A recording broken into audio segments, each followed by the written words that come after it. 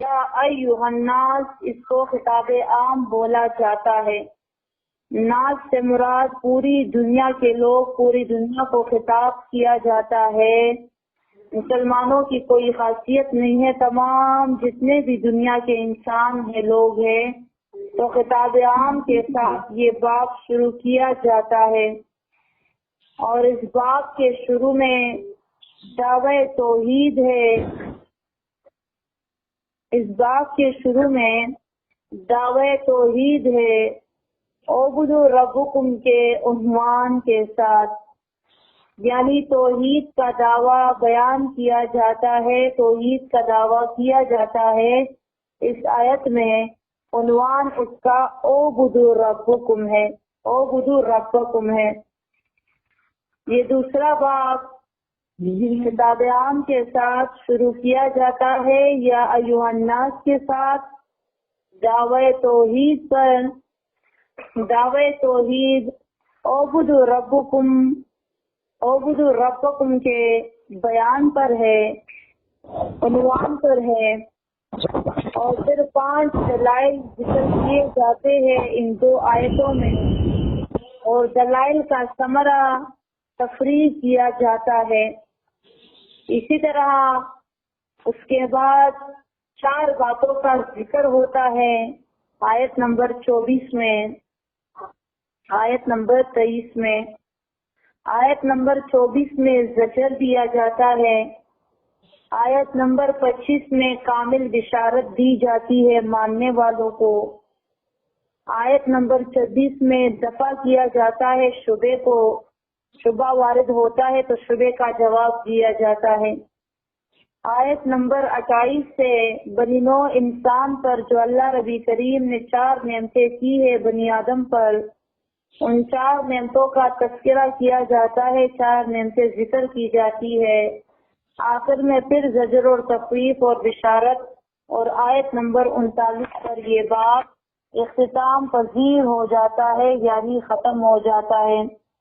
یہ تھا اس باب کا خلاصہ۔ اب ترجمہ۔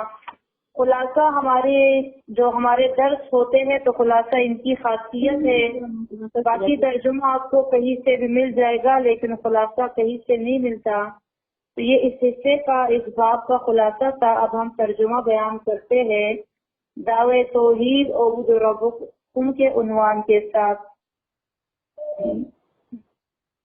یا ایھا الناس اعبدوا ربکم الذی، یا ایھا الناس اعبدوا ربکم الذی۔ میں بس صرف یہ کروں گی کہ میں کال ملاتی جاؤں گی جب کوئی اور دے دے۔ بار بار یہ واٹس ایپ والوں کی کال کٹتی ہے، ذرا سگنل کے قریب بیٹھ جایا کرے۔ یا ایھا الناس اعبدوا ربکم الذی، اے تمام لوگوں، اعبدوا ربکم الذی، عبادت کرو اپنے رب کی، الذی وہ ذات، خلقکم جس نے پیدا کیا تم لوگوں کو۔ یہاں پر عبادت کا کہا جاتا ہے کہ عبادت کرو اپنے رب کی، تو جو مکے کے مشرک تھے وہ اللہ کی عبادت کیا کرتے تھے، وہ اللہ کے نام پر حصہ دیا کرتے تھے، گندم اناج میں سے حصہ نکالا کرتے تھے، فصلوں میں سے، وہ بیت اللہ کی تعمیر کرتے تھے، وہ بیت اللہ کے اندر نمازیں پڑھا کرتے تھے، وہ حج کرتے تھے، عمرے کرتے تھے۔ تو پھر ذرا کوئی یہ بتائے کہ عبادت اس کے علاوہ اور کیا ہوتی ہے؟ عبادت تو وہ کرتے تھے، جبکہ اللہ ربی کریم فرماتا ہے کہ لوگوں تم اللہ کی عبادت کرو۔ سورہ انعام آیت نمبر 136 سے 136 سے ثابت ہے کہ وہ اللہ ربی کریم کے لیے حصہ نکالا کرتے تھے، جانوروں میں سے بھی، فصلوں میں سے بھی۔ وَجَعَلُوا لِلَّهِ مِمَّا زَرَعَ مِنَ الْحَرْثِ وَالْأَنْعَامِ نَصِيبًا، اور ٹھہراتے ہیں یہ اللہ کے لیے اس میں سے جو اللہ ہی نے پیدا کیا ہے، یعنی فصل میں سے اور جانوروں میں سے نصیباً حصہ. فقالوا ھذا للہ، تو یہ کہتے تھے کہ اللہ کے لیے ہے یہ حصہ. اسی طرح وہ نمازیں پڑھا کرتے تھے اور وہ بھی بیت اللہ کے اندر پڑھا کرتے تھے. نمازیں وہ اپنی طرف سے پڑھا کرتے تھے اور بیت اللہ کے اندر پڑھتے تھے. سورہ انفال آیت نمبر 36 میں اللہ رب کریم فرماتے ہیں، 35 میں 35 میں، وما كان صلاتهم عند البيت الا مكاء وتصديع، اور نہیں ہے نماز ان کی بیت اللہ کے نزدیک، مسجد حرام کے نزدیک، مگر چیخی اور تالیاں. وہ الگ بات کہ اللہ ان کی نمازوں کو نماز سمجھتا ہی نہیں تھا. مطلب ان کی نماز جو وہ اللہ کے لیے بھی کرتے ہیں، کسی اور کی بھی عبادت کرتے ہیں، تو وہ چیخی اور تالی سے زیادہ کوئی حیثیت نہیں رکھتی. وہ بیت اللہ کو تعمیر کرتے تھے اور بالکل حق حلال پیسوں سے تعمیر کرتے تھے. حلال پیسے بیت اللہ کے کر کے اس کی تعمیر کرتے تھے. وہ حاجیوں کو پانی دیتے تھے، حاجیوں کی خدمت کرتے تھے. تو یہ ساری چیزیں عبادت میں آتی ہیں. سورہ توبہ آیت نمبر 19 میں اللہ فرماتے ہیں، آپ اپنے ساتھ آیت نوٹ کرتے جائیں. جلدی جلدی نکال سکتے ہیں تو ٹھیک ہے، نہیں تو پھر بعد میں بھی آپ دیکھ سکتے ہو ان آیتوں کو. سورۃ توبہ 10واں پارہ آیت نمبر 19 میں اللہ فرماتے ہیں، اجعلتم سقایۃ الحاج، کہلاتے ہو تم پانی پلانا حاجیوں کو، وعمارۃ المسجد الحرام، اور آباد کرنا مسجد حرام کو. کیا تم ان لوگوں کو ان کی طرح کہلاتے ہو جو اللہ پر اور روز آخرت پر ایمان لائیں؟ مطلب بے شک کہ یہ حاجیوں کو پانی بھی پلاتے ہیں، یہ مسجد حرام بھی آباد کرتے ہیں، اور یہ نماز بھی پڑھتے ہیں، یہ اللہ کے لیے حصے بھی مقرر کرتے ہیں. لیکن جھگڑا کس چیز میں تھا؟ لڑائی کس بات پر تھی؟ وحدانیت میں تھی. اللہ کی وہ عبادت کرتے تھے، یہ نہیں کہ وہ اللہ کو نہیں مانتے تھے، لیکن اللہ کو ایک نہیں مانتے تھے، ایک اللہ کی عبادت نہیں کرتے تھے. جھگڑا لڑائی وحدانیت پر تھی، اللہ کی وحدانیت میں کہ اللہ ایک ہے ذات میں اور صفات میں. باقی وہ اللہ ربی کریم کو اعلیٰ اور برتر جانتے تھے، اپنے تمام جو ان کے حاجت روا تھے یا معبود تھے، کہ آسمان والا جو ہے تو وہ سب سے بڑا سب سے اعلیٰ، یہ نیچے والے تو اوپر والے کے حصے دار ہے. لیکن یہی اللہ ربی کریم کو نامنظور ہے. اللہ ربی کریم فرماتا ہے، حدیث قدسی ہے، کہ میں شرکاؤں میں سب سے غنی شریک ہوں، کہ جو تم مجھے دیتے ہو وہ بھی مجھے نہ دو، باقیوں کو دے دو. مجھے تمہارا حصہ برداشت نہیں، مجھے حصہ دینا منظور نہیں. میں شرکاؤں میں سب سے غنی شریک ہوں. شریک تو کہتے ہیں نا کہ مجھے دو مجھے دو مجھے دو، لیکن جو میرے ساتھ شریک کہلاتے ہیں تو میں غنی ہوں، ان کی شرک سے بے پرواہ ہوں. میں کہتا ہوں جو مجھے دیتے ہو یہ بھی اپنی حاجت رواؤں کو دو، مجھے شرک والے حصے نہیں چاہیے. تو یہ اللہ ربی کریم یہاں پر جو دعوت دے رہا ہے تو وہ ایک اللہ کی عبادت کی طرف دعوت دی جا رہی ہے، کہ ایک اللہ کی عبادت کرو. ابن عباس رضی اللہ تعالیٰ عنہ کے معنی کے مطابق تفسیر ابن عباس میں وہ جو معنی کرتے ہیں وہ یہاں پر اعبد ربکم کے معنی کرتے ہیں وحدوا ربکم. وحدوا ربکم، اپنے رب کو ایک مانو. یہاں پر یہ دعویٰ لایا گیا رب کو ایک ماننے کا، تو اس کو آپ پیچھے پر تفریح بھی کر سکتے ہو. دیکھیں پیچھے 3 فرقوں کا بیان ہوا، تو اللہ ربی کریم فرماتے ہیں کہ تم جب اس دعوے کو بیان کرو گے تو فرقے 3 بنیں گے، تمہیں ماننے والے، تمہیں نہ ماننے والے، اور یہ کہنے والے کہ ہم کس کی مانیں. اور اسی طرح ان 3 فرقوں کو پہلی آیت پر بھی تفریح کیا جا سکتا ہے. بالکل سورہ بقرہ کی جو پہلی دوسری آیت تھی، ذالک الکتاب لا ریب فیہ، یہ کامل کتاب ہے، اس میں کوئی شک نہیں. تو یہ کامل کتاب، اس کا جب بیان ہوتا ہے تو لوگ 3 طرح کے بن جاتے ہیں. मनून अलैहिम मानने वाले, महजूबुन अलैहिम ना मानने वाले, ज़ालिम मुज़ब्ज़ब कि हम किसकी माने। एक मुल्ला एक बोल रहा है, दूसरा मुल्ला दूसरी बात कर रहा है, इनका आपस में इख्तिलाफ है, हम किसकी माने। तो यहाँ पर ये दावा तौहीद बतौर तफरीह भी लाया गया। गोया के पहला जो बाप था वो तमहीद था इसके लिए, वो पहला बाप वो तमहीद था इसके लिए, और ये उसकी शरह की जाती है, तशरीह की जाती है कि जब तुम ये बयान करोगे तो वो 3 फिरके वो बनेंगे। अल्लाह नबी करीम फरमाते हैं, या यूहन्ना सोबुदू, ए तमाम लोगों एक मानो रब्बकुमुल्लज़ी, अपने रब को। इब्न अब्बास रज़ी अल्लाह ताला अन्हु के मायने के मुताबिक एक मानो अपने रब को, या एक रब की इबादत करो। ए तमाम लोगों इबादत करो एक रब की, रब्बकुमुल्लज़ी, और रब्बकुमुल्लज़ी रब तुम लोगों का, अल्लज़ी वो ज़ात। अब 5 दलाइल अक़लिया शुरू किए जाते हैं। दलाइल अक़लिया उन दलाइल को बोला जाता है कि अगर काफिर में अकल हो तो काफिर भी उसे मान जाए, लेकिन शर्त ये है कि काफिर में अकल हो। तो वो दलाइल जो अकली दलील हो, जो अकल की बुनियाद पर, अकल की बिना पर बंदा उसको मान जाए कि हाँ वाकई ये बात तो ठीक है इसमें। लेकिन अगर किसी में अकल हो, बेवकूफ ना हो, तो अकली दलाइल अब अल्लाह बयान करता है, तुम लोग खुद जान जाओगे कि वो कौन से दलाइल है जो अकली होते हैं, जिसको काफिर भी मान सकता है, जिसको मुशरिक भी मान लेता है, इसमें सोच कर अकल के जरिए। अल्लज़ी वो जात है, पहली दलील, अल्लज़ी वो जात है, खलक़कुम, जिसने पैदा किया तुम लोगों को। पहला दलील अकली, जिसने पैदा किया तुम लोगों को।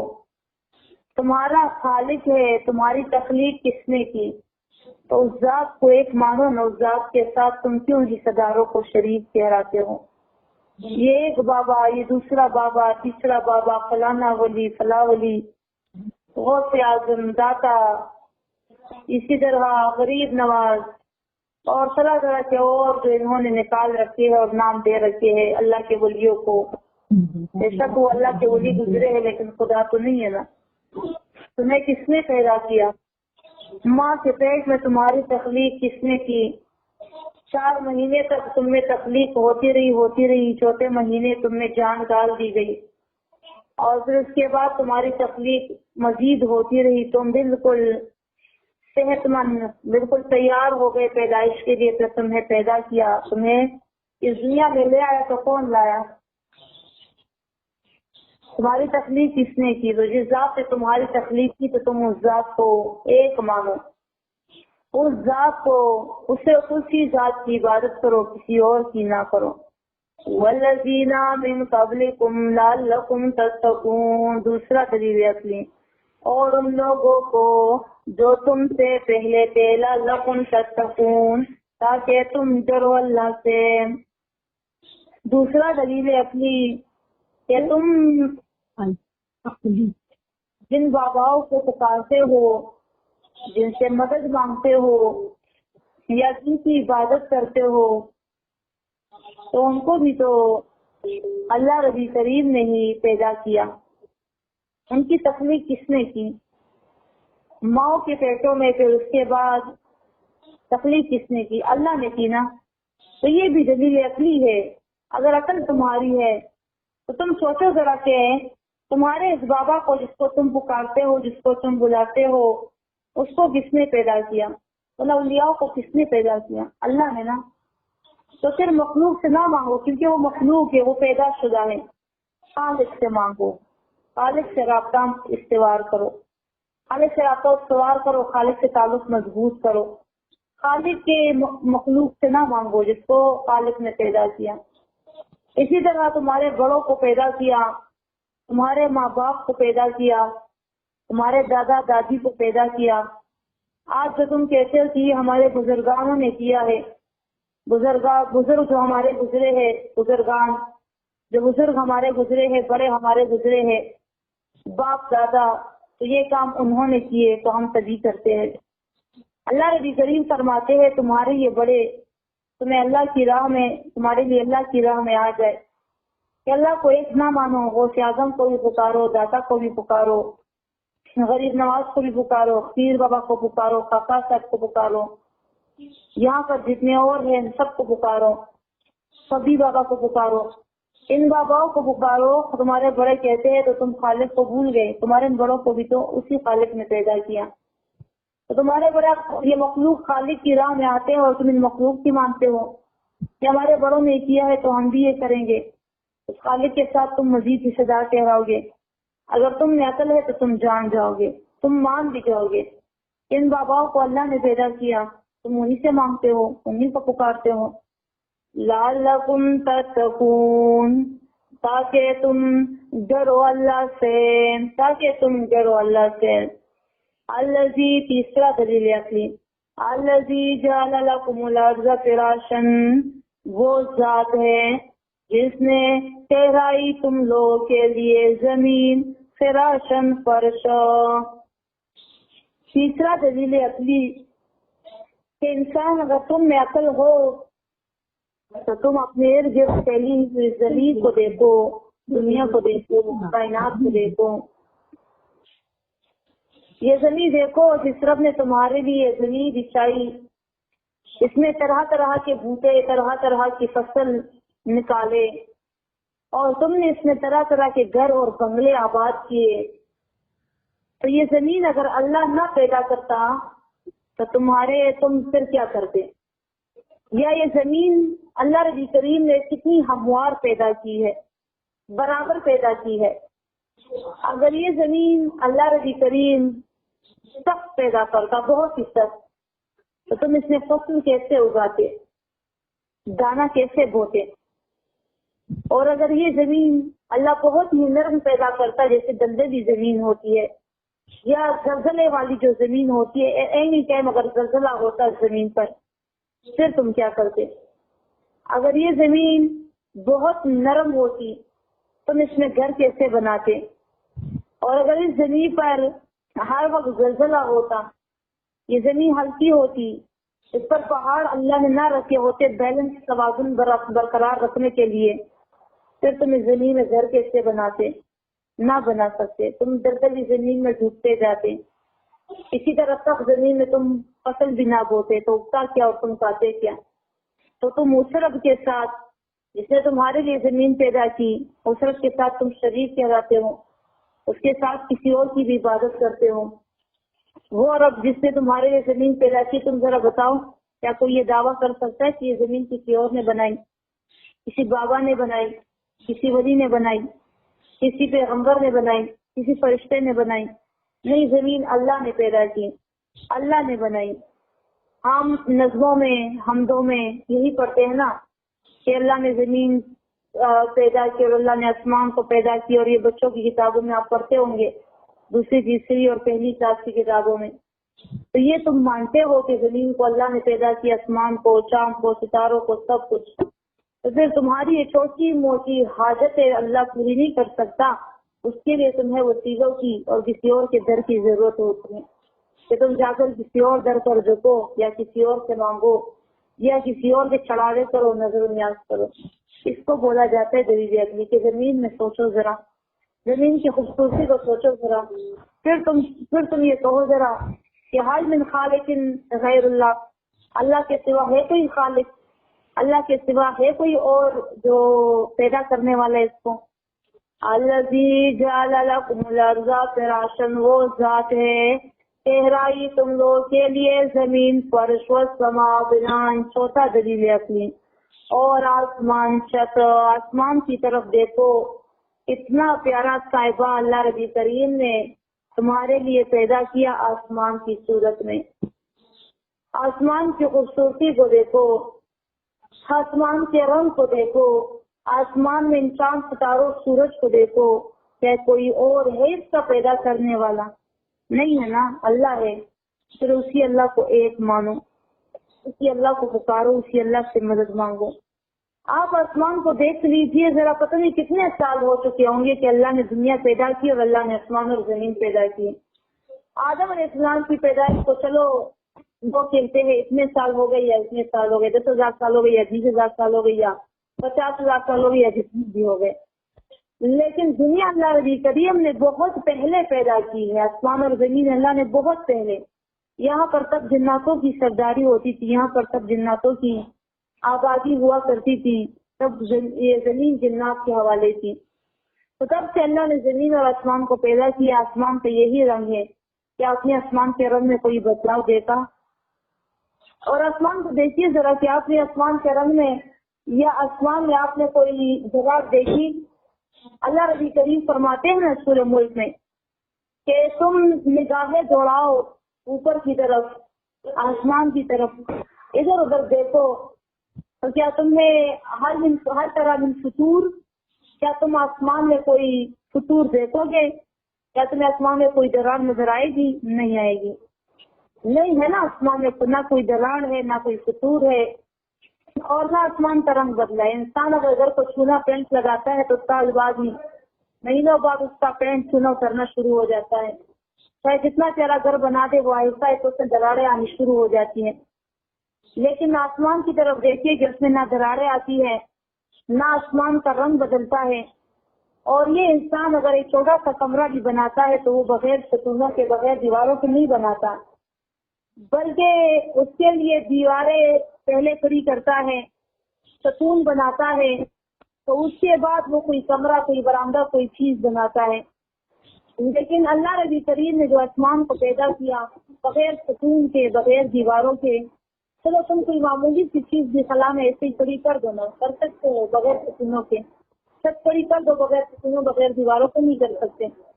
یہ اللہ نبی کریم نے کیا، تو وہ رب جس نے یہ کام کیا، جس نے ایسے آسمان کو پیدا کیا، تم اس کے ساتھ کسی اور کو شریک کہلاتے ہو۔ والسماء بناءً، اور آسمان چھت، وانزلا، پانچواں دلیل عقلی، وانزلا من السماء ماءً فاخرج به من الثمرات رزقا لكم، وانزلا من السماء، اور برساتا ہے اوپر سے مان، پانی، مان بارش، فاخرج به من الثمرات رزقا لكم، تو نکالتا ہے اس بارش پر میووں میں سے رزق تم لوگوں کے لیے، یا تم لوگوں کے لیے رزق، تمہارے رزق کے لیے اللہ نبی کریم یہ بارش برساتا ہے۔ پانچواں دلیل ہے، اللہ نبی کریم بارش برساتا ہے اور بارش کے ذریعے پھر یہ فصلیں تمہاری پک جاتی ہے، میوے دانے نکل آتے ہیں، اسی طرح اناج، چاول، دالیں، سبزیاں تمہارے رزق کے لیے اللہ نبی کریم نے بندوبست کیا اوپر کی طرف سے، یعنی بارش برسا کر۔ تو یہ کون ہے بارش برسانے والا؟ کون ہے تمہیں رزق دینے والا، تمہیں میوے دینے والا؟ اگر تم کہو کہ وہ اللہ نبی کریم ہے تو پھر تم اللہ کے ساتھ کسی اور کو شریک کیوں کہلاتے ہو؟ تم اللہ نبی کریم کے ساتھ کسی اور کی عبادت کیوں کرتے ہو؟ کسی اور کا نظر و نیاز کیوں کرتے ہو؟ پانچواں دلیل عقلی، اگر تمہاری عقل اگر اس کو مان جائے نا تو تم اللہ کے ساتھ کسی اور کو شریک نہ کہہ رہا کہ جب مجھے پیدا کرنے والا اللہ، مجھے پیدا کرنے والا اللہ، میرے ماں باپ کو، ان بڑوں کو پیدا کرنے والا اللہ، زمین کو فرش بنانے والا اللہ، آسمان کو چھت بنانے والا اللہ، مجھے رزق دینے والا اللہ، یہ پیاری بارش برسانے والا اللہ۔ اللہ فرماتا ہے ثمرات اللہ کا تفریح کیا جاتا ہے، فلا تجعلوا للہ اندادا، تو نہ ٹھہراؤ اللہ کے ساتھ اندازن، اللہ کی مثل پر، اللہ کی مثل پر۔ انداز جمع ہے ند کی، اور ند بولا جاتا ہے مثل کو، ند بولا جاتا ہے مثال کو، صف کو، کہ اللہ کے ساتھ اللہ کی صفات میں کسی اور کو شریک نہ ٹھہراؤ، فلا تجعلوا للہ اندادا، اللہ کے ساتھ ند نہ ٹھہراؤ، اللہ کے ساتھ اللہ کی طرح کا اور نہ ٹھہراؤ کہ جس کو تم اللہ کی کوئی صفت دے دو۔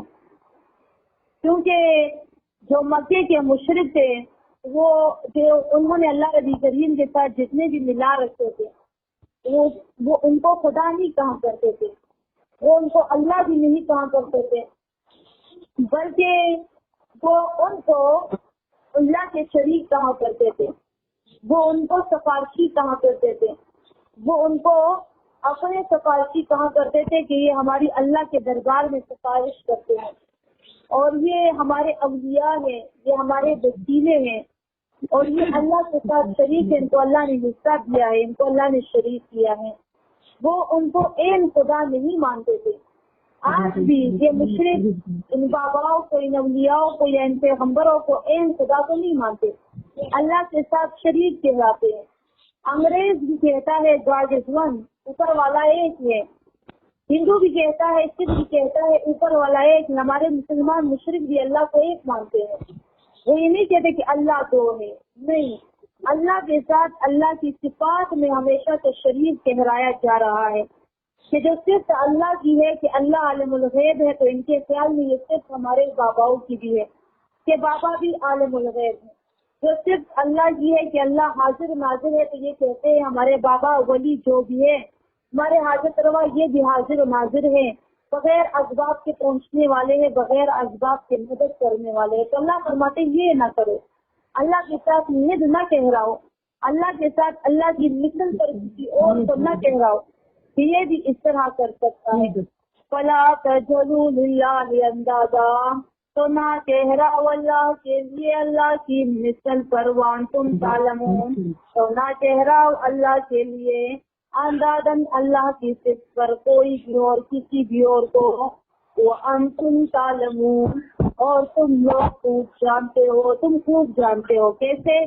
تم جان گئے ہو نا کہ الذی خلقکم، الذی اعبدوا ربکم الذی خلقکم، اسی طرح اعبدوا ربکم الذی خلقکم من قبلکم، خلق من قبلکم، اعبدوا ربکم الذی جعل لکم الارض فراشا، اعبدوا ربکم الذی جعل لکم السماء بناء، اعبدوا ربکم الذی انزل من السماء ماء۔ ایک مانو اپنے رب کو کہ جس نے تمہیں پیدا کیا، جس نے تمہارے بڑوں کو پیدا کیا، جس نے تمہارے لیے زمین کو فرش ٹھہرایا، جس نے تمہارے لیے آسمان کو سج بنایا، اور جو اوپر سے تمہارے لیے بارش کو برساتا ہے، تو اس رب کو ایک مانو، اس کے ساتھ ابتداء نہ کہہ رہو، فلا تجعلوا للہ اندادا۔ یہ ان دلائل پر ثمرہ تفریق کیا گیا، ثمرہ یعنی نتیجہ اس کا اخذ کیا گیا کہ یہ دلائل کس لیے بیان ہوئے، یہ اس لیے بیان ہوئے کہ اللہ کے ساتھ اللہ کی طرح کسی اور کو شریک نہ ٹھہراؤ، اللہ کی طرح صفات کسی اور کو نہ دو، وَلَهُ الْمَثَلُ الْأَعْلَىٰ، اللہ کے لیے اونچی اونچی صفات ہے، اللہ کی صفت کسی اور کو نہ دو، کسی اور کی صفت اللہ کو نہ دو۔ یا ایھا الناس اعبدوا ربکم الذی، یا ایھا الناس، اے لوگوں، اعبدوا ربکم الذی، ایک رب کی عبادت کرو، ایک مانو ربکم الذی، اپنے رب کو، الذی وہ ذات، خلقکم جس نے پیدا کیا تم لوگوں کو، والذین من قبلکم اور ان لوگوں کو پیدا کیا، من قبلکم جو تم لوگوں سے پہلے تھے، لعلکم تتقون تاکہ تم ڈرو اللہ سے، الذی وہ ذات، جعل لکم الارض فراشا جس نے ٹھہرائی تم لوگوں کے لیے زمین فرش، والسماء بناء اور آسمان چھت، وانزل من السماء ماء اور برساتا ہے اوپر سے مان بارش، فاخرج به من الثمرات تو نکالتا ہے اس بارش پر، من الثمرات رزق لکم میووں میں سے رزق تم لوگوں کے لیے، فلا تجعلوا للہ اندادا تو نہ ٹھہراؤ اللہ کے ساتھ اندادا شریک، مختصر معنی شریک، وانتم تعلمون اور تم لوگ خوب جانتے ہو۔ آئیے